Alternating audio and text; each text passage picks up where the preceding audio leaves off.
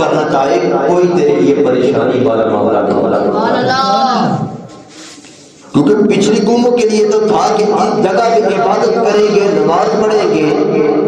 یا اس جگہ پہ اور کوئی عبادت کریں گے تو وہ عبادت قابل قبول ہوگی، اگر اس سے ہٹ کے دوسری جگہ پہ عبادت کریں گے ان کی عبادت قابل قبول نہیں ہوگی۔ اور ان امتوں کا یہ تھا کہ جب ان امتوں میں سے کوئی امتی اگر کوئی گناہ کر دیتا اس کی پیشانی کے اوپر رنگا جاتا، لکھا جاتا کہ اس بندے نے یہ کام کیا ہے، اور کریم علیہ السلام کا صدقہ کہ اللہ کریم نے اپنے آخری نبی کو دنیا میں بھیجا، اور ہمیں اس بات کے اوپر ایک فخر ہونا چاہیے کہ اللہ کریم نے ہمیں آخری نبی کو امتی بنا کر بھیجا کہ ہم دنیا کے کسی بھی کونے کے اندر چلائے جائیں، اگر ہم گاڑی کے اندر ہے، گاڑی نہیں رکتی، ریل گاڑی ہے، کوئی اور گاڑی ہے، شریعت اجازت دیتی ہے کہ گاڑی کے اندر بیٹھ کر نماز انسان پڑھ لے لیکن نماز نہیں۔ اگر بندہ اتنا بیمار ہے کہ نہ ہو کے نماز نہیں پڑھ سکتا، شریعت اجازت دیتی ہے بندے کرسی پہ بیٹھ کر نماز پڑھ، نماز نہیں۔ اگر بندہ اتنا بیمار ہے کرسی کے اوپر بیٹھ نہیں سکتا، شریعت اجازت دیتی ہے بسترے کے ساتھ ٹیک لگا دے، نماز پڑھ، لیکن نماز معاف نہیں۔ اگر بندہ اتنا بھی نہیں کر سکتا، وضو کرنے سے جسم کے اوپر کوئی ایسی بیماری ہے، مرض بڑھنے کا خطرہ ہے، جان جانے کا خطرہ ہے، شریعت اجازت دیتی ہے کہ اے بندے تو تیمم کر لے مٹی کے ساتھ، اگر پاک مٹی نہیں ہے پاک کپڑے کے ساتھ تیمم کر لے، رب کی بارگاہ کے اندر سجدہ کر، عبادت کر، نماز معاف نہیں ہے۔ اگر اے انسان تو ٹیک لگا کر بھی نہیں بیٹھ سکتا، لیٹ کے بھی نماز نہیں پڑھ سکتا، ہاتھوں کا اشارہ کر پھر بھی نماز پڑھتا جا، نماز معاف نہیں۔ لیکن اے انسان اگر اتنا کچھ کرنے کے باوجود بھی تو نماز کو نہیں پڑھتا تو یہی نماز اللہ کے نبی کی آنکھوں کی ٹھنڈک ہے، کل قیامت کے دن مجھ آپ سے پوچھا جائے گا اس نماز کے بارے میں۔ نماز فرض ہے اور ہم نے اس نماز کو مستحب کا درجہ دیا ہے۔ آج اگر ملک سمیت ہر کسی سے کوئی پوچھے تو ہم بہت بڑے آج کے رسول ہونے کا دعویٰ کرتے ہیں، ہم اپنے آپ کو آج کے رسول تسلیم کرتے ہیں، کرنا چاہیے، کوئی اعتراض نہیں ہے، لیکن مصطفیٰ کریم علیہ السلام کی شریعت کو اپنی نگاہوں کے سامنے سے بھی گزارنا چاہیے کہ مصطفیٰ کریم علیہ السلام نے مکے میں زندگی کیسے گزاری، مدینے میں کیسے گزاری ہے، اور جتنے ظلمت شدت پہ ہوتے رہے لیکن مصطفیٰ کریم علیہ السلام نے کبھی بھی نماز کو نہیں چھوڑا۔ لیکن افسوس کے ساتھ ساتھ افسوس کہ ہمارے مساجد کے اندر حی علی الصلاۃ، حی علی الفلاح کی صدائیں ہماری کانوں سے گونجتی ہیں،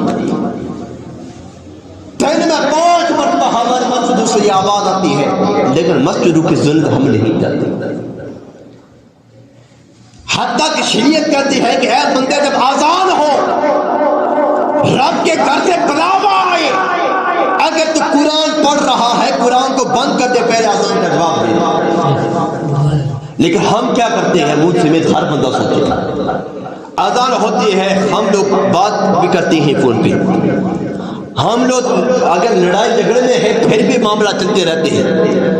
دنیا کی گپ شپ ہے پھر بھی چلتی رہتی ہے، جس وقت سے لے کر ہم نے شریعت محمدی کو اپنی پیٹھ کے پیچھے پھینک کر اپنا راستہ خود اختیار کیا ہے، ہم نے مغرب کے پیچھے چلنا شروع کیا ہے، کریم آقا کے کلام، اس دن سے ہم ذلت و رسوائی کے گرفت کے اندر آ چکے ہیں۔ اور یہی جو والدین ہیں مغرب کے اندر یہ ہے کہ اگر والدین بوڑھے ہو جائیں ان کو اٹھا کے آؤٹ ہاؤس کے اندر جمع کرا دیا جاتا ہے، ان کو آؤٹ ہاؤس کے اندر جمع کرا دیا جاتا ہے، اور سال کے بعد ایک دن رکھا جاتا ہے کہ ایک دن ماں کا دن ہے، ماں کو ملتا ہے، ایک دن باپ کا دن ہے، باپ کو ملتا ہے۔ لیکن اگر ہم لوگ اپنے والدین کی بات نہیں سنتے، غلطی ہماری نہیں، ہم سے زیادہ ہمارے والدین کی ہے کہ اگر ہمارے والدین نے ہمیں کسی دینی مدرسے کے اندر بھیجا ہوتا تو ہمیں اپنے والدین کی قدر کا پتہ چلتا، ہمیں پتہ چلتا کہ شریعت کیا کہتی ہے کہ ماں کا کیا مقام ہے، باپ کا کیا مقام ہے، بھائی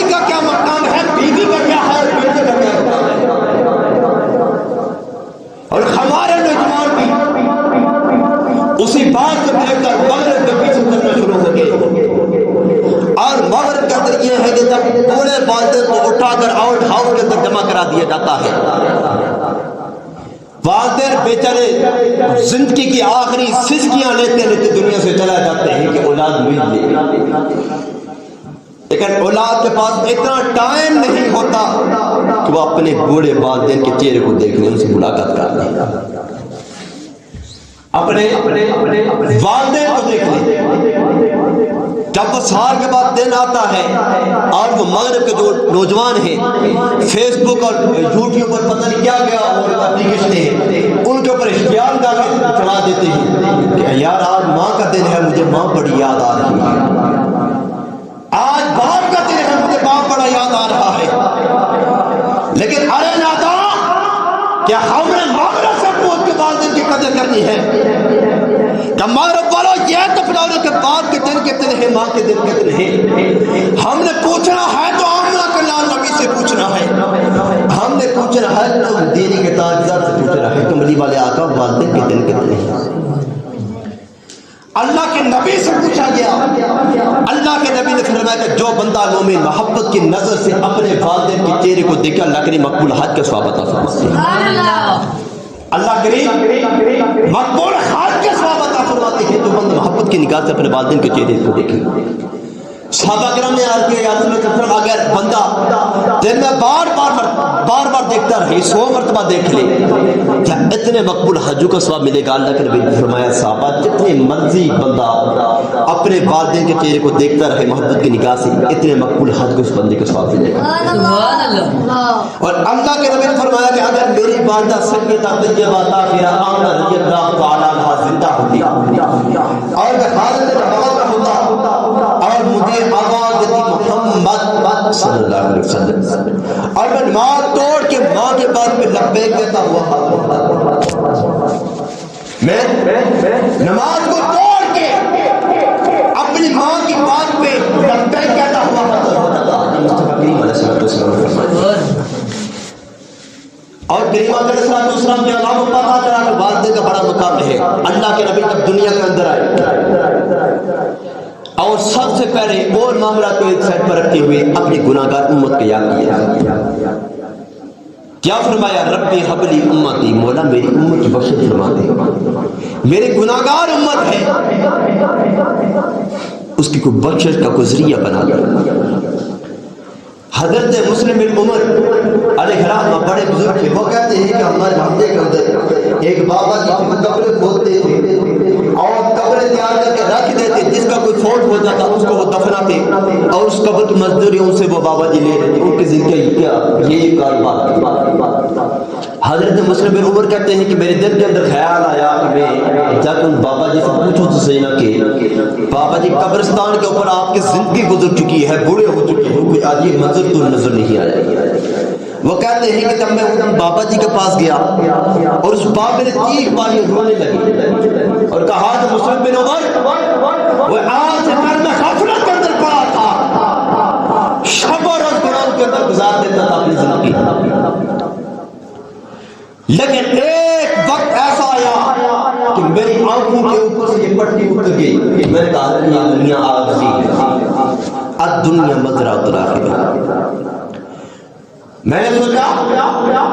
کہ دنیا عارضی ہے لیکن اتنی ختم ہو جانی ہے۔ حضرت مسلم بن عمر کہتے ہیں کہ میں نے جب پوچھا بابا جی رونے لگے، وہ کہنے لگے کہ ایک مرتبہ میں نے 2 قبریں تیار کی، تیسری قبر کھود رہا تھا کہ بڑی گرمی محسوس ہوئی قبر کے اندر سے۔ بڑی قابل غور بات ہے، دل کے اوپر لکھنے والی بات ہے، سوچنے والی بات ہے۔ وہ کہتے ہیں کہ قبر کے اندر سے بڑی گرمی محسوس ہوئی۔ وہ کہتے ہیں کہ آہستہ آہستہ میں نے تھوڑی قبر تیار کی اور بڑی مشکل کے ساتھ جب وہ قبر مکمل کر دی، سامنے ایک درخت تھا، اس کے نیچے بیٹھ گیا کہ کب کوئی بندہ آتا ہے اپنے مرنے والے کو یہاں پر دفنائے گا، قبر کی مزدوری مجھے دے گا، میں کیا جاؤں گا۔ وہ عرض کرتے ہیں بابا جی وقت گزرتا گیا، کافی دیر کے بعد سامنے سے 9 بندے ایک جنازے کو اٹھا کر لا رہے ہیں، 9 بندے ہی 10واں بندہ نہیں۔ وہ کہتے ہیں کہ جب میں نے دیکھا کہ 9 بندے ایک جنازے کو اٹھا کے لا رہے تھے، جب لے آئے میں نے ان سے پوچھا کہ مارا کون ہے، اور اتنے کم بندے 9 بندے ہیں، 10واں بندہ بھی موجود نہیں۔ انہوں نے کہا کہ ہمارے محلے کا سب سے غریب بندہ بڑا غریب ہے، مزدوری کرتا ہے، کوئی بڑا کاروبار نہیں، کچھ بھی نہیں،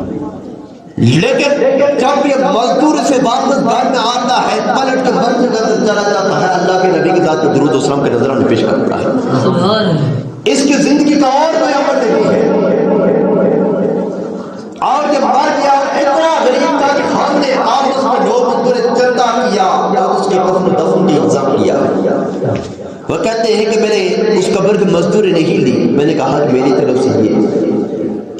حصہ میرا بھی شامل کر دے گا۔ وہ کہتے ہیں کہ جب اس کو دفنا کے چلے گئے، سامنے سے ایک اور جنازہ آ رہا ہے، اس کے ساتھ 4 بندے موجود ہیں، 5واں بندہ موجود ہے، فقط 4 بندے ایک میت کو اٹھا کے لا رہے ہیں۔ وہ کہتے ہیں کہ جب ان سے پوچھا کہ مرا کون ہے کہ جس کے جنازے کو پہنچے بندے نے کندھا دینا بھی گوارا نہیں کیا، اور آواز یہ آئی کہ ہم بھی نہیں جانتے مرا کون ہے، لیکن یہ پتا ہے مسافر بندہ تھا، چلتے چلتے مر گیا،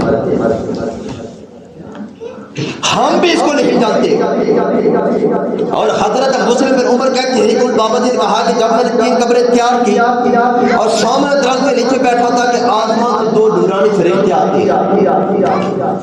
اور ایک فرشتہ قبر کے سر کی طرف دوسرا پاؤں کی طرف کھڑے ہو جاتے ہیں، اور سر والا فرشتہ ہے دوسرے کو کہتا ہے اس قبر کے بارے میں لکھنا ہے۔ دوسرے نے کہا کیا لکھنا؟ کہا کہ مشرق مغرب شمال جنوب چاروں طرف 12 بھی اس کو لمبا بھی لکھو، اس قبر کو کشادہ یہ چوڑا بھی لکھو اس کے بعد۔ اب جب دوسری قبر کے پاس گئے کہا کہ تا خط نگاہ جہاں تک نگاہ جاتی ہے اس قبر کی طرف وسیع کر دے گا۔ اور جب تیسری قبر کے پاس گئے کہا کہ انگوٹھے اور شہادت کی انگلی کے درمیان جتنا فاصلہ ہے فقط اتنا فاصلہ اس کو کھلا کرنا ہے، کھلا کرنا، فقط اتنا کرنا ہے۔ وہ کہتے ہیں کہ جب اس بندے کو دفنا کے چلا گئے انہوں نے کہا کہ ایک مسافر تو ہم نہیں جانتے، اور وہ بابا جی کہتے ہیں کہ میری چیخیں نکل گئی اور میں نے کہا اور تم نہیں جانتے ہمارا کام ہے، لیکن میں جانتا ہوں کون مرا ہے۔ یہ کوئی گناہگار نہیں ہے،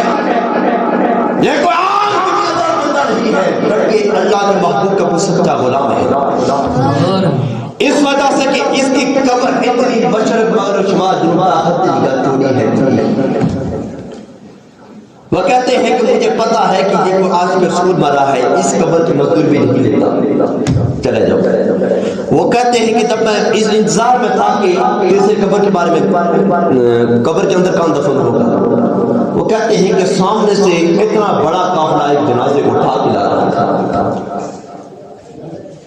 اور ہم لوگوں میں یہ بیماری اکثر پائی جاتی ہے، اتنا بڑا جنازہ آ رہا ہے اور اس طالبہ کے اوپر اچھی چادر بھی ہے، پھول بھی ہے،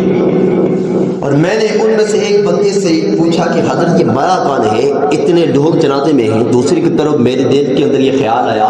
کہ قبر اتنی تنگ ہے اس کی، دنیا کے اندر یہ بیچارہ کیا کرتا رہا، اور ان لوگوں میں سے آنے والے نے یہ جواب دیا کہ یہ ہمارے محلے کا سب سے جو امیر بندہ ہے، جو امیر بندہ ہے اس کی بیگم صاحبہ فوت ہو گئی ہے، اور وہ کرتے ہیں میری آنکھوں سے آنسو نکل آئے کہ جب خرید کرے ہیں کسی امیر نے کندھا دینا بھی گوارا نہیں کیا، اور یہ امیر شادی مری ہے، ہر بندہ فخر سمجھ کے اس کے جنازے کے اندر آ گیا، اور لوگ کہتے ہیں بڑی گناہگار تھی، بے پردہ کا سنتی تھی، بے پردہ عورتوں کے ساتھ اس کی حیران ہر وقت گناہ کرتی تھی اور گناہ کا لوگوں کو پیغام بھی دیتی تھی، دعوت دیتی تھی۔ وہ کہتے ہیں میں مسلم بن عمر اس دن سے لے کے آج تک مجھے سکون سے نیند بھی نہیں آتی، یار دنیا آتی ہے، ایک نہ ایک دن بھی اس دنیا سے چلا جانا، میں نے بھی چلا جانا، یہ دنیا عارضی ہے، اسی دنیا کے اندر ہم نے اگلی دنیا کی تیاری کرنی ہوگی۔ اور اللہ کے نبی نے فرمایا کہ رب حبلی امتی، مولا میری گناہگار امت کی بخشش فرما دے۔ اللہ کے نبی اگر شب معراج کا واقعہ دیکھا جائے پھر بھی اپنی گناہگار امت کو یاد کر رہے ہیں، اگر دوران سال دیکھا جائے پھر بھی اپنی گناہگار امت کو یاد کر رہے ہیں، لیکن آج شریعت محمدی کو چھوڑ کے اپنا ایک دین بنا کر چل رہی ہے۔ آج اگر کوئی بندہ نیکی کی دعوت دے دے یا نماز کا کسی کو پیغام دے دے، ہر بندہ مفتی اعظم بنا پھرتا ہے لیکن نماز نہیں پڑھتا۔ لیکن ہمارے استاد یہ حکم فرمایا کرتے تھے اکثر کہ اگر چھوٹے بچوں کو دیکھو اس قدر ان سے محبت کرو، پیار کرو، اور اس لیے ان سے یہ پیار کرو کہ یہ ہم سے چھوٹے ہیں، ہم بڑے ہیں، ہماری عمریں زیادہ ہوگی اور ہمارے گناہ زیادہ ہوں گے، یہ بچے ہیں ان کے ابھی گناہ کم ہوں گے، اس وجہ سے ان سے پیار کرو۔ اور اگر اپنے سے کسی بڑے کو دیکھو لیکن قدر کرو، اس لیے کہ یہ ہم سے بڑے ہیں، ان کی نیکیاں ہم سے زیادہ ہیں، ہماری عمر کم ہے، ہماری نیکیاں کم ہیں۔ اور جب اللہ کے نبی جناب محمد رسول اللہ صلی اللہ علیہ وسلم معراج کے بعد جبریل امین ایک سواری لے کے آتے ہیں، اے کملی والے آقا آپ کی سواری کے اوپر سوار ہو جائیں، اور کرنا کیا ہے؟ رب سے ملاقات کرنی ہے، رب کا دیدار کرنا ہے۔ اللہ کے نبی جب سواری کے اوپر سوار ہونے لگے رک گئے اور اپنے گناہگار امت یاد آ گئی اور عرض کرنے لگے جبریل میرے لیے تو ابھی یہ سواری موجود ہے لیکن میری گناہگار امت کا کیا بنے گا؟ میری گناہگار امت پل صراط سے کس طرح گزرے گی؟ وہ پل صراط جو ایک بال سے بھی زیادہ پتلا ہے اور تلوار سے زیادہ تیز ہے۔ جبریل امین رک جاتے ہیں، رب کے بارے میں پتا کرتے ہیں، رب کائنات تیرا نبی پریشان ہے اپنی گناہگار امت کی خاطر۔ اللہ رب العالمین نے فرمایا جبریل میرے نبی کو پیغام سلا دو کہ اپنی امت کے بارے میں پریشان نہ ہو، جس طرح تیرے لیے یہ انتظام ہوا ہے تیری گناہگار امت کے لیے بھی انتظام ہوگا۔ اور کریم اگر السلام کی قیامت پر علماء کرام نے لکھا ہے کہ بعض احباب بجلی کی صورت میں پل صراط سے گزرے اور بعض کی رفتار بالکل آہستہ آہستہ میڈل جیسے ہوگی، جتنا بدن نیکوکار ہوگا اتنے جلدی اس پل صراط سے گزرے گا۔ اور پل صراط جو اتنا پتلا ہے اتنا تیز ہے اس کے نیچے جہنم کی آگ جل رہی ہوگی۔ یعنی اللہ کے نبی نے شب معراج پہ اپنے گناہگار امت کا ہاتھ نہیں چھوڑا، پھر بھی رب کے بارے میں دعا کرتے رہے مولا رب حبلی امتی، میری گناہگار امت کی بخشش فرما دے، میری امت کا کیا حال ہے۔ اور حضرت ابو ہریرہ رضی اللہ تعالیٰ عنہ روایت کرتے ہیں اور اسی بات کو امام بخاری اور امام مسلم اور دیگر علماء نے لکھا ہے کہ جب اللہ کے نبی دنیا سے پردہ کر کے جاتے ہیں اور جب قبر انور کے اندر اللہ کے محبوب کو اتارا گیا پھر بھی مصطفیٰ کریم علیہ السلام کے لبہائے مبارک حرکت کر رہے ہیں، مصطفیٰ کریم علیہ السلام کے ہونٹ حرکت کر رہے تھے۔ اور جب دیکھا گیا تو اس وقت بھی رب حبلی امتی کی صدائیں آ رہی تھی، اس وقت بھی رب حبلی امتی کی صدائیں آ رہی تھی، یعنی مصطفیٰ کریم علیہ السلام جب دنیا سے جا رہے تھے اس وقت بھی اپنی امت کا دامن نہیں چھوڑا، اس وقت بھی اپنی گناہگار امت نہیں چھوڑی۔ لیکن امام الانبیاء کا نام آج ہم مصطفیٰ کریم علیہ السلام کی شریعت کے بول کے بیٹھے اور جو کام ہم نے اس دنیا میں کرنا ہے وہی کام ہمیں آگے کرنا ہے۔ تمام صحابہ کرام جمع کے اللہ کے محبوب نے فرمایا صحابہ کرام کے فدا کا بھی قوم یا حبیب اللہ صلی اللہ علیہ وسلم آقا حکم فرمائے اللہ کے نبی نے فرمایا صحابہ یہ تو دور سب سے زیادہ عجیب ایمان کس کا ہوگا؟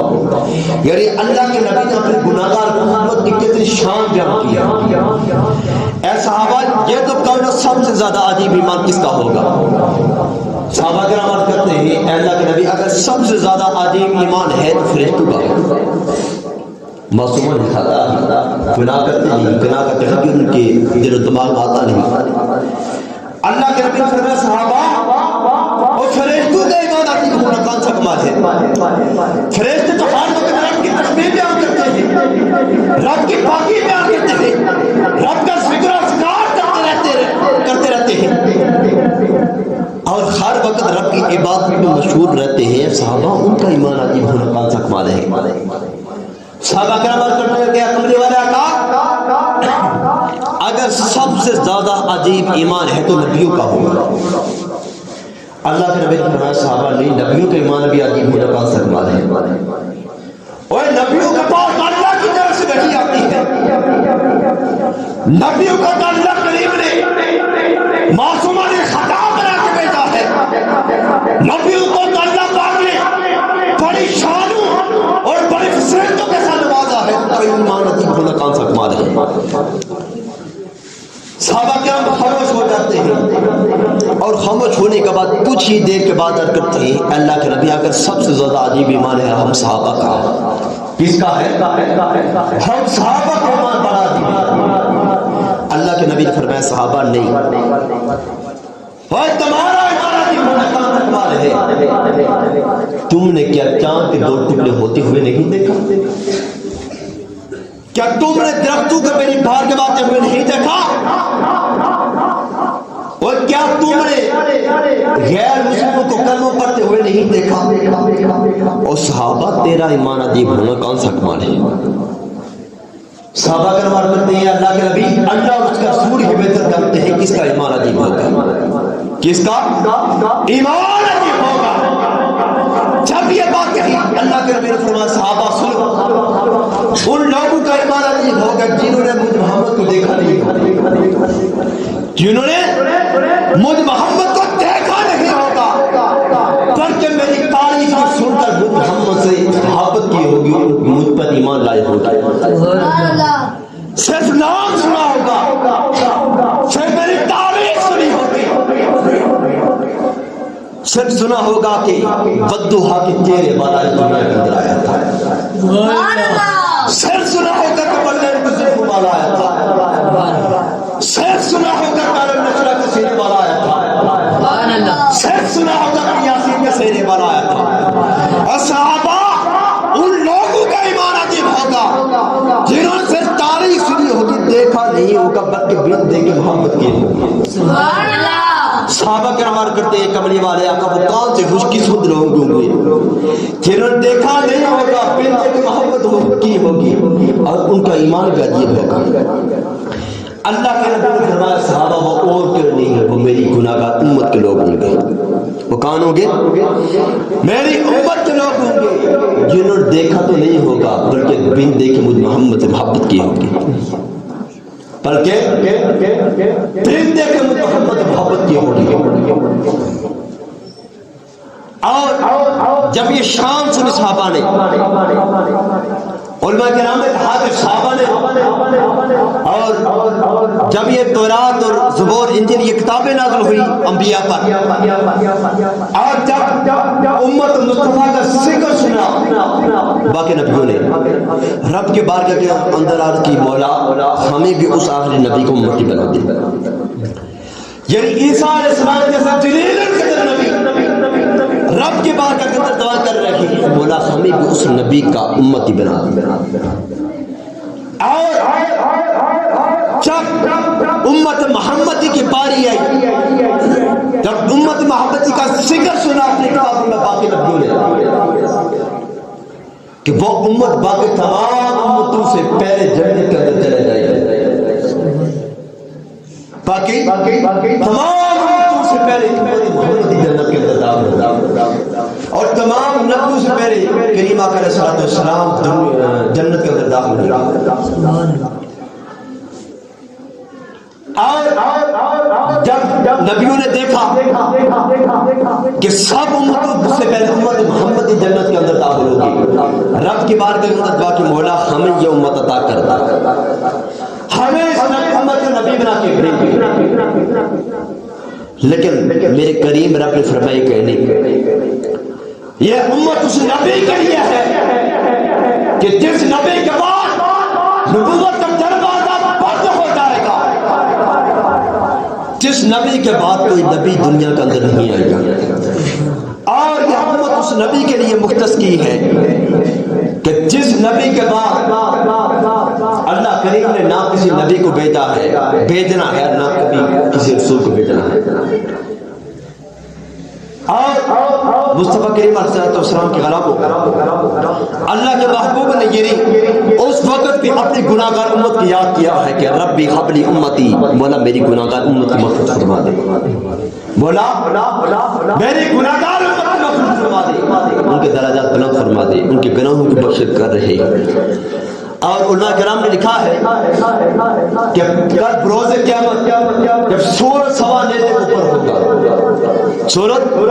سوا نیزے کے اوپر ہوگا اور یہ زمین تانبے کی ہوگی،